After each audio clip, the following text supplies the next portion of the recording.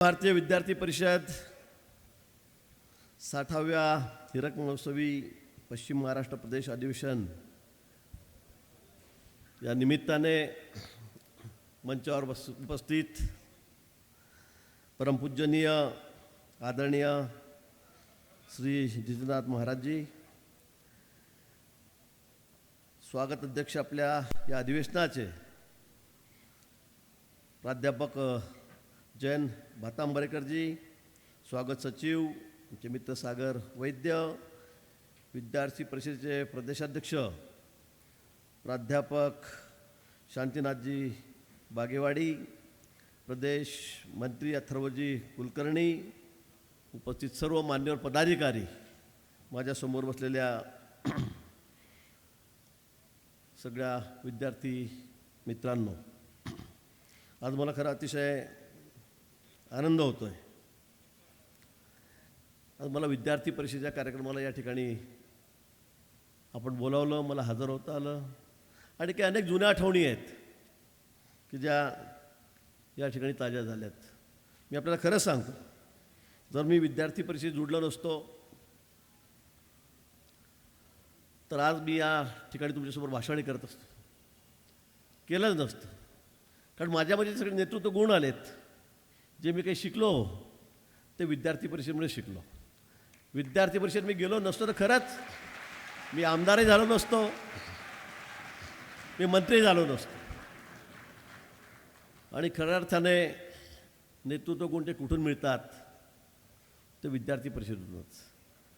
मला माझा तो काय आठवतो, 10वी सोडली, मी 11वीला आलो. जामनेरला मी शिकत होतो, जळगाव जिल्ह्यामध्ये. आणि त्यावेळी निवडणुका लागल्यात आणि त्यावेळेला अशा निवडणुका नव्हत्या. आता वर्गातला सगळ्यात हुशार विद्यार्थी तो CR होतो, नंतर त्यातून सगळ्यात हुशार विद्यार्थी तो UR होतो. त्यावेळेला असं नव्हतं. त्यावेळेला सार्वत्रिक निवडणूक होती. आपल्या नगरपालिकेची, ग्रामपंचायतची होते तशी, महापालिकेची होती तशी, सगळ्यांना मतदानाचा अधिकार होता. आणि मग त्यावेळेला आमच्यासारखे जे बॅक बेंचर्स होते तेच पुढे असायचे. कारण आम्ही कॉलेजमध्ये बॅक बेंचरच होतो. मी सुरुवातीपासून अतिशय चांगला खेळाडू होतो. मी पुणे युनिव्हर्सिटीचा कबड्डी प्लेअर होतो, महाराष्ट्राच्या टीममधला. मी चांगला कुस्तीगीर होतो. माझ्या वजन गटामध्ये महाराष्ट्रामध्ये खेळायचो. व्हॉलीबॉलचा महाराष्ट्र टीमचा कॅप्टन होतो. मी ऑलराऊंडर होतो. मी 7-8 गेम खेळायचो. आणि त्यामुळे फक्त ग्राउंड आणि माझं नातं होतं. अभ्यासापासून मी थोडा लांब होतो. आणि त्यामुळे आम्ही बॅक बेंचर्स, कुस्तीगीर, पैलवान, मग आमच्याशिवाय कोण निवडून देणार? आम्हीच निवडून द्यायचं. 11वीला मी, 12वीला मी, FYला मी, SYला, नंतर पुण्याला गेलो BMCला. तिथे आम्ही सगळ्या ठिकाणी आम्हीच निवडून द्यायचो. आणि तेव्हापासून नेतृत्व गुण निश्चित आम्ही अंगीकारले. आणि मग सुरुवातीला कॉलेज सोडल्याबरोबर गावाचा सरपंच झालो. नंतर 95ला आमदार झालो. 1दा, 2दा, 3दा, 4दा, 5दा, 6दा, 7 वेळा मी आमदार झालो. मी BJPमध्ये सगळ्यात सिनियर आहे. मी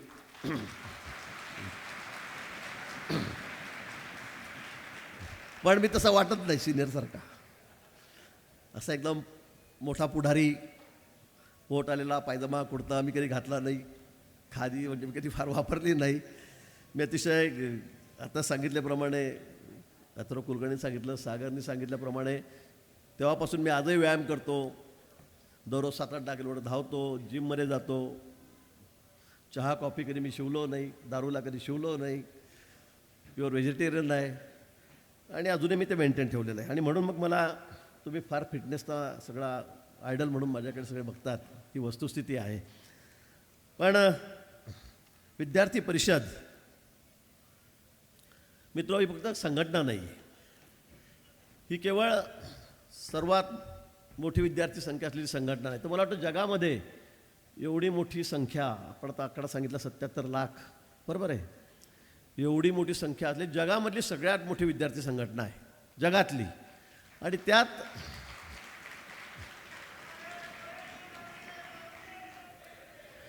राष्ट्र प्रथम, देशाला प्राधान्य, राष्ट्राला प्राधान्य. मी नाही तर प्रथम देश, नंतर मी. आमचं भाजपचं तेच आहे. प्रथम राष्ट्र, नंतर पार्टी आणि शेवटी मी. या सगळ्या आयडिओलॉजीवर आमचं काम चाललेलं आहे. आणि आपल्यासारखे सगळे तरुण ज्या मुशीमध्ये घडत आहेत. आम्ही सगळे संघाच्या ब्रँचेस आहोत. मी सुरुवातीला लहानपणापासून संघाचा स्वयंसेवक होतो, नंतर विद्यार्थी परिषदेमध्ये आलो, नंतर राजकारणामध्ये आलो. राजकारणामध्ये मी अगदी गावातल्या सध्या युवा मोर्चाचा कार्यकर्ता झालो होतो, नंतर शहराध्यक्ष झालो, नंतर तालुकाध्यक्ष झालो, नंतर जिल्हाध्यक्ष झालो, नंतर प्रदेशाध्यक्ष झालो आणि मग हा सगळा माझा प्रवास सुरू झालेला होता. पण मी जे काही शिकलो, जी देशभक्तीची राष्ट्रभक्तीची बीजं आमच्या मनामध्ये रुजवली गेली ती संघापासून रुजवली गेली, या विद्यार्थी परिषदेपासून रुजवली गेली. आणि म्हणून मला असं वाटतं की तुम्ही जसं सागर विद्यार्थी तुम्ही देशाचे पुढचे आधारस्तंभ आहात, देशाचं भविष्य आहात. या ठिकाणी ज्यावेळेला देश स्वातंत्र्य झाला आणि विद्यार्थी परिषदेची स्थापना झाली तर केवळ शिक्षणासाठी नाही तर राष्ट्रभक्त तरुणांची पिढी निर्माण व्हावी, चारित्र्य संपन्न विद्यार्थ्यांची पिढी तयार व्हावी, पुढचे नागरिक भावी नागरिक म्हणून राष्ट्रभक्तीने ओतप्रोत भरलेल्या तरुणांची पिढी नागरिकांची पिढी तयार व्हावी, यासाठी विद्यार्थी परिषदेची स्थापना झालेली होती. आपण अनेक कामं करतो. शिक्षणाविषयीची कामं आपली आहेत. फी वाढीच्या विरोधामध्ये आम्ही संघर्ष करतो, विद्यार्थ्यांना न्याय देण्याच्या बाबतीमध्ये आम्ही संघर्ष करतो. पण त्याचबरोबर राष्ट्रभक्तीने प्रेरित झालेल्या तरुणांची पिढीसुद्धा आम्हाला निर्माण करायची आहे. आणि ती पिढी मला असं वाटतं अखिल भारतीय विद्यार्थी परिषद तयार करते, याचा आम्हाला सार्थ अभिमान या ठिकाणी आहे, सार्थ अभिमान आहे. आपले भविष्य उज्ज्वल आहे. आपण विद्यार्थी परिषदेमध्ये आहात. आपल्यातूनही पुढे अनेक आमदार होतील, अनेक खासदार होतील, अनेक नगरसेवक होतील, जिल्हा परिषद सदस्य होतील, अध्यक्ष होतील. अनेक ठिकाणी वेगवेगळ्या क्षेत्रामध्ये आपल्याला जायचं आहे. मी राजकारणातच म्हणणार नाही, पण अनेक क्षेत्रामध्ये आपल्याला काम करता आहे. अखिल भारतीय विद्यार्थी परिषदच्या मुशीत तयार झालेल्या अनेक शिक्षण क्षेत्रामध्ये कार्य करत आहेत, सामाजिक क्षेत्रामध्ये काम करत आहेत, उद्योग क्षेत्रामध्ये काम करत आहेत, राजकारणामध्ये काम करत आहेत, अनेक क्षेत्रामध्ये. पण त्यांच्या मनामध्ये जो भाव आहे शेवटी हा राष्ट्रभक्तीचा आहे, राष्ट्रप्रेमाचा आहे, देशभक्तीचा आहे.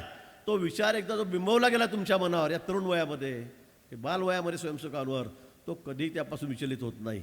आणि म्हणून मला वाटतं की या देशाला जर आपल्याला महासत्ता करायचं असेल, विकसित भारताची स्वप्न माननीय मोदीजी या ठिकाणी बघतायत. आता येणाऱ्या 20 वर्षानंतर जेव्हा देशाला स्वातंत्र्य मिळून 100 वर्ष होतील त्यावेळेला आम्ही जगामध्ये सर्वात महासत्ता असू, हे स्वप्न आपलं आहे, संघाचं आहे, मोदीजींचं आहे. आणि म्हणून त्यासाठी आम्ही मोठ्या अपेक्षेने तुमच्याकडे बघतो आहे, आपल्याकडे या ठिकाणी बघतो आहे. आणि म्हणून विद्यार्थी परिषद सगळ्या क्षेत्रामध्ये आज काम करते, जोडली गेलेली आहे. आणि म्हणून मित्रांनो, मी तुमच्याकडे अपेक्षा हीच करतो की पुढे आपण महाविद्यालयातून बाहेर पडाल, वेगवेगळ्या क्षेत्रामध्ये जाल, त्यावेळीसुद्धा फक्त देश राष्ट्रप्रथम या भावनेने आपण सगळीकडे ज्या ज्या क्षेत्रात असाल त्या ठिकाणी प्रामाणिकपणे आपण काम केलं पाहिजे, एवढीच अपेक्षा आपल्याकडून या ठिकाणी आहे. आज अनेक गोष्टी आहेत.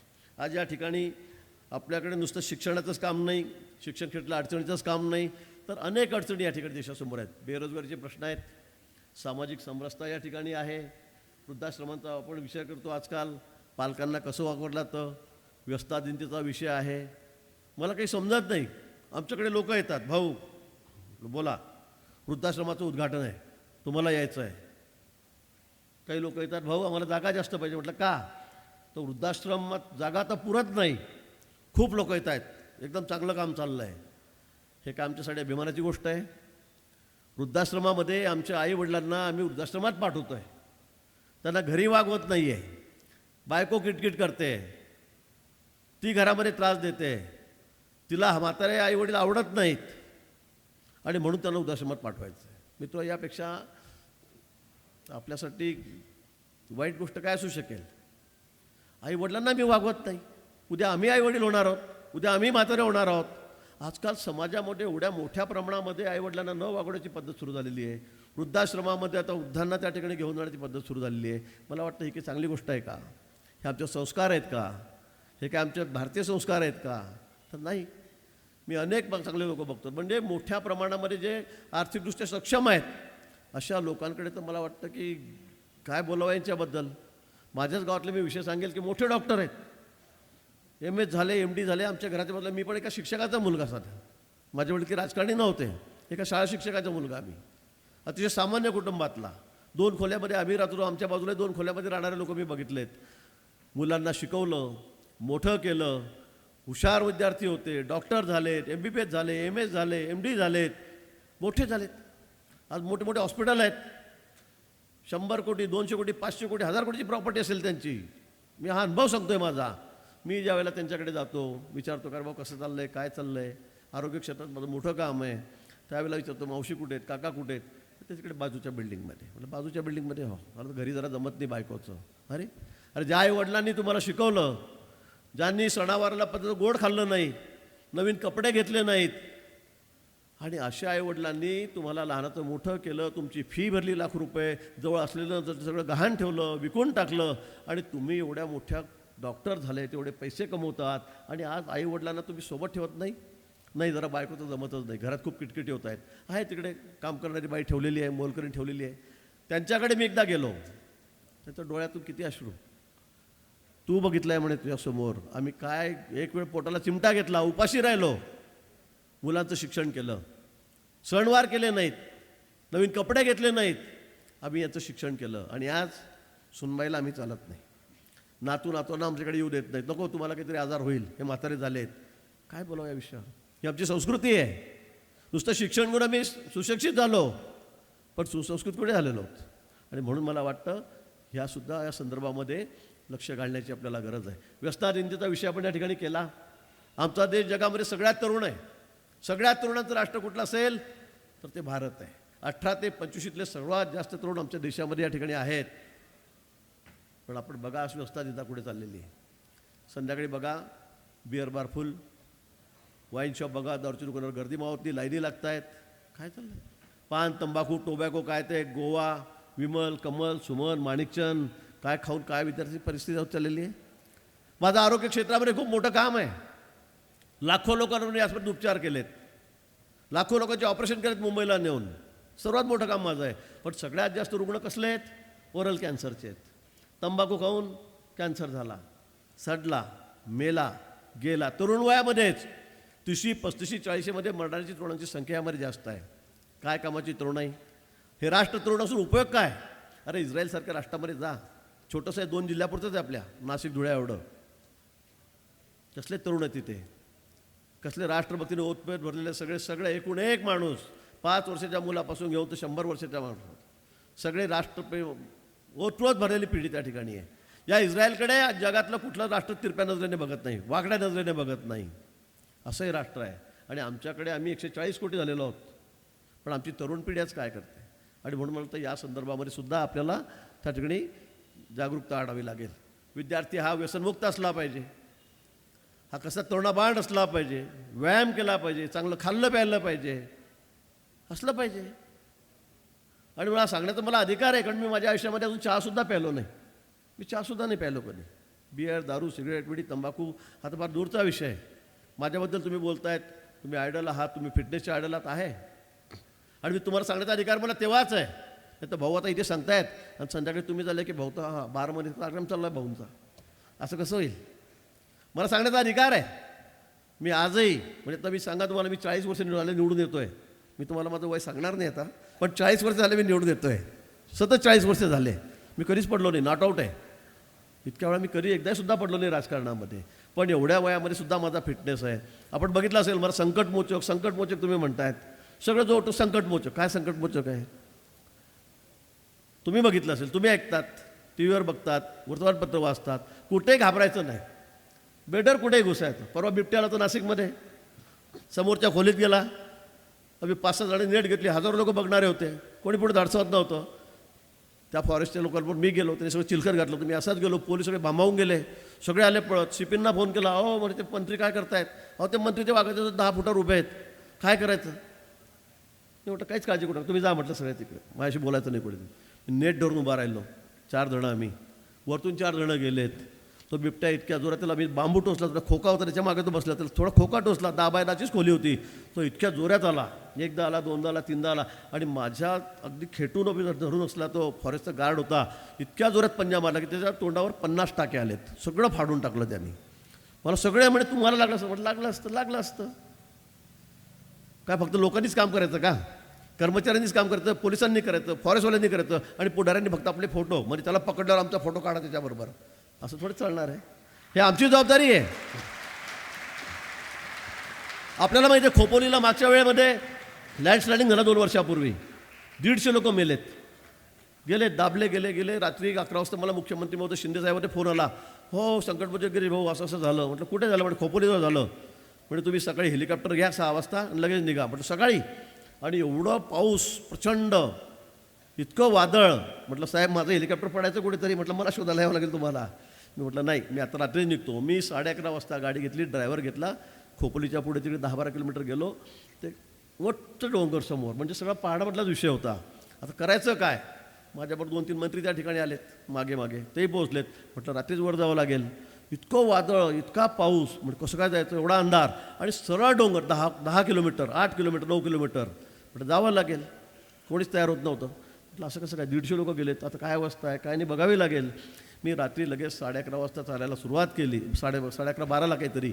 आणि 1.5-2 तासामध्ये ते 8 किलोमीटर अंतर वर गेलो.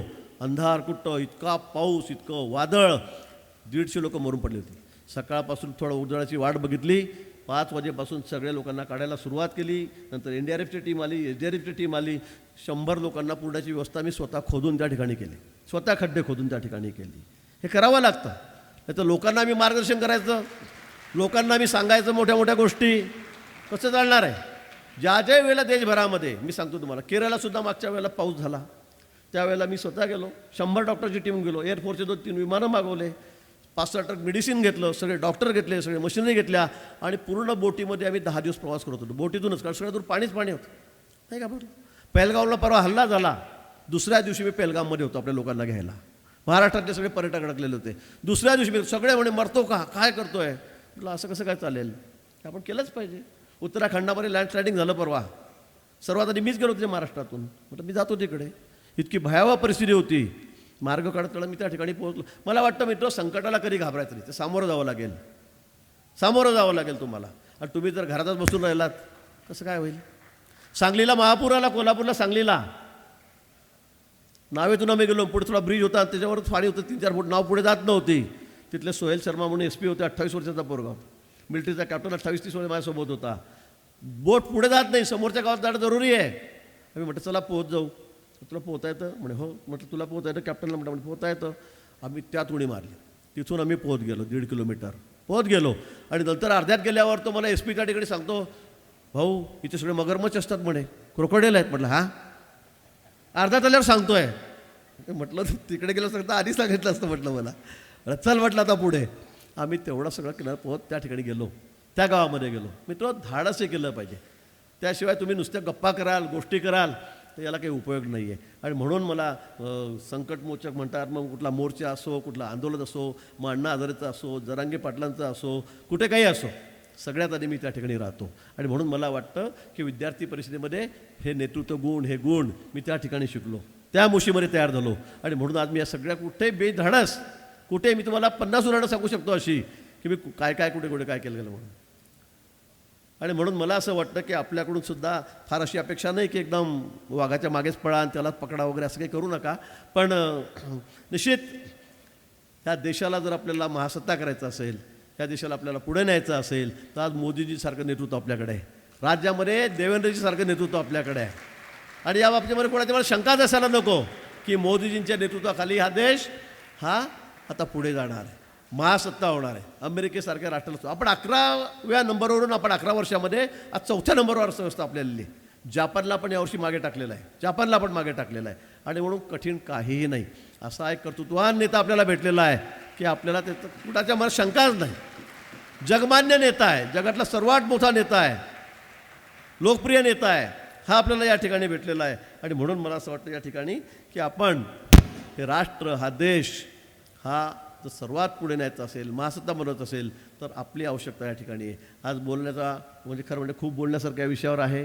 वेळेचं बंधन मला आहे, 15 मिनिटाची वेळ दिली होती, 16-17 मिनिट मला झालेले आहेत, त्यामुळे मी जास्त आपला वेळ या ठिकाणी घेणार नाही. पण तुम्ही आपल्याला पुन्हा सांगेल की या अधिवेशनाच्या माध्यमातून मला असं वाटतं की खूप विचारांची आता मेजवानी आपल्याकडून ठेवली जाणार आहेत. अनेक विचारवंत आपल्यासमोर या ठिकाणी बोलणार आहेत, स्वतः नितीनाथजी महाराज या ठिकाणी आपल्यासमोर बोलणार आहेत. यातून खूप काही गोष्टी आपण अंगीकारल्या पाहिजेत, घेतल्या पाहिजेत आणि आपल्या जीवनामध्ये नुसत्या आत्मसात केल्या पाहिजेत. नुसतं ऐकून चालणार नाही, तर ते आत्मसातही त्या ठिकाणी केल्या पाहिजे. आणि म्हणून मी आपल्याला या निमित्ताने पुन्हा मनापासून शुभेच्छा देतो. सावित्रीबाई फुले क्रांतीज्योती यांची आज जयंती आहे की ज्यांनी शिक्षणाची मुहूर्तमेढ केली. त्यांची जयंती आज या ठिकाणी आहे. त्यांनाही अभिवादन मी या ठिकाणी करतो. पुन्हा मला या कार्यक्रमाला या ठिकाणी बोलवलं, मला या ठिकाणी बोलण्याची संधी दिली, त्याबद्दल आपले आयोजकांचे मनापासून या ठिकाणी आभार मानतो. थांबतो. जय हिंद, जय महाराष्ट्र.